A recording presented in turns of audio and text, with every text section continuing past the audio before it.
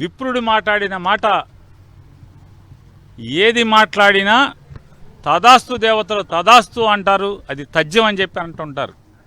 అలాంటిది విప్రోత్తమ పుత్రుడైనటువంటి మూర్తి గారు చాలా కాలం వ్యాధి ఉంటుందని చెప్పని విప్రోత్తమ పుత్రుల వారు చెప్పారు, ఉటంకించారు. ఇంకా వారు చెప్పిన తర్వాత అది జరగకుండా ఎలా ఉంటుంది? కాబట్టి ఆ మూర్తి గారు చెప్పినటువంటి విప్రోత్తమ పుత్రుడైనటువంటి మూర్తి గారు చాలా కాలం వ్యాధి ఉంటుందని చెప్పారు. అలాగే తదాస్తు దేవతలు కూడా మూర్తి గారి నోట్లోంచి వచ్చినటువంటి మాటని తదాస్తు అని వాళ్ళు దీవించారు. అందుకోసం నాయుడు గారు చాలా కాలం వ్యాధి ఉండేట్టుగా ఇవాళ సమాజంలో పునాది వేయటం జరిగింది. ఖచ్చితంగా మన మూర్తి గారి కోరిక నెరవేరేట్టుగా, మూర్తి గారి మాట ఇది తదాస్తు అనేట్టుగా చాలా కాలం వ్యాధి ఉండేట్టుగా ఇవాళ ప్రపంచం అంతా కూడా కళ్ళకు కట్టినట్టు చిత్రమాలికల్ని మనందరం కూడా చూసాం. కాబట్టి అంటే ఖచ్చితంగా ఎవరి నోట్లోంచి వస్తే అది జరిగి తీరుతుందో అది జరిగిందనేది గుర్తు చేసుకుందామని, యాది చేసుకుందామని మీ దగ్గరికి రావడం జరిగింది. బిఆర్ నాయుడు గారు మాట్లాడుతూ ఆ వీడియోలు కొన్ని ఏమో ఫేక్ ఉన్నాయి, కొన్ని ఏమో మార్కెటింగ్ చేసి పంపించారు అని మాట్లాడారు. అదే మహిళ ఏదైతే ఆ సోషల్ మీడియాలో జరుగుతుందో వాళ్ళ కుటుంబంతో కూడా చాలా పరిచయాలు ఉన్నాయి, 30 ఏళ్ళుగా అని చెప్తా ఉన్నారు. నాయుడు గారు చెప్పారు ఈ మాట. అంటే 32 ఏళ్ళుగా సంబంధాలు ఉన్నాయి మాకు, ఆ కుటుంబానికి. వాళ్ళ ఇంటికి మేము వెళ్తాం, మా ఇంటికి వాళ్ళు వస్తారు. మధ్యలో తాటాకులైన మీకేంటి, తాటాకులకి మీకేంటి అని అంటున్నారా? పాత వీడియోస్ కూడా అయితే సాధారణంగా 7 అడుగులు లేదా 7 అడుగుల బంధం, 7 ఏళ్ళు బంధమే విడదీరాని బంధం అని చెప్పని లోకరీతి. అలాంటిది 32 ఏళ్ల బంధం, బలమైన బంధం, గట్టి బంధమే. ఆ బంధాన్ని ఇప్పుడు ఎవరు తప్పు పట్టారు? ఏమన్నారు? ఎవరన్నా తప్పు పట్టారా? బంధం ఉండకూడదని ఎవరన్నా అన్నారా? కానీ దేవదేవుడు కాళ్ళ దగ్గర కూర్చునేప్పుడు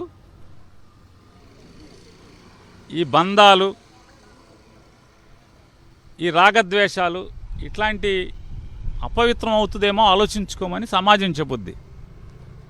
చెప్పిన సమాజాన్ని ఏదో అన్న సామెతగా బరి తెగించినోడికి తాటాకడ్డం పెడితే తప్పు వచ్చిందంట. అట్లా ఉన్నట్టుగా ఉంది వీరి మాటలు. తప్పే ఉంది.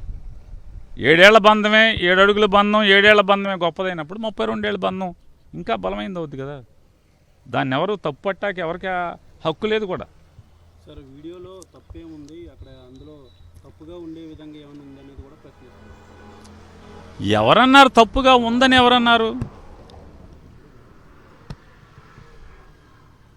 ఆ వీడియోలో నిజంగా మనం తప్పు పట్టుకుంటా కూడా ఏముంది?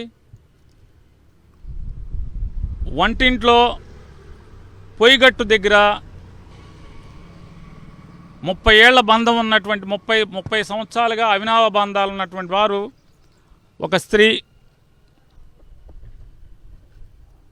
మరొక పురుషుణ్ణి శ్వాస తగిలేంత దగ్గరగా నుంచుని నడుం మీద చేతులు వేసుకునేంత బంధం ఉంది.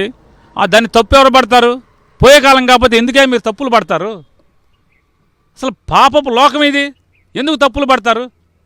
పాపం కదా అది, తప్పు కదా. తప్పేంటి? 30 ఏళ్ల బంధం ఉంది. 30 ఏళ్ల బంధం ఉన్నప్పుడు రాకపోకలు ఉన్నాయి.